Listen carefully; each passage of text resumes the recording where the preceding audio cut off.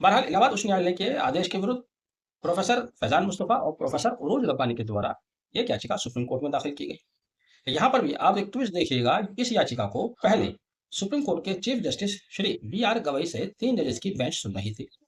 पिछली सुनवाई पर chief justice B R Gavai की बेंच ने, जिसमें के विनोद चंद्रन और एन वी अंजारिया थे, उन्होंने खुद ओरली ये कहा था कि जिस मीटिंग में प्रोफेसर नईमा खातून के नाम पर चर्चा हुई और उनके नाम को आगे एएमयू कोर्ट को भेजा गया, उसमें उनके हस्बैंड का मौजूद रहना गलत था।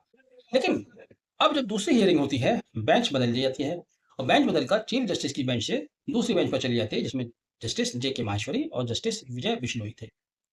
जस्टिस जे के माहेश्वरी, जस्टिस विजय बिश्नोई ने कहा कि इलाहाबाद उच्च न्यायालय का जो आदेश दिया गया है, वह उसको अपहेल्ड करते हैं और इस सिलेक्शन प्रोसेस में वह कोई दखल देना नहीं चाहते, और यह कहते हुए इस याचिका को खारिज कर दिया।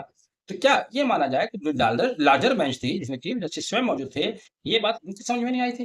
पहली हियरिंग पे इस बात को वो भी कह सकते थे कि इलाहाबाद उच्च न्यायालय का निर्णय सही है या उनका सिलेक्शन प्रोसेस सही है, इसलिए वो इसमें कोई इंटरव्यू नहीं करना चाहते।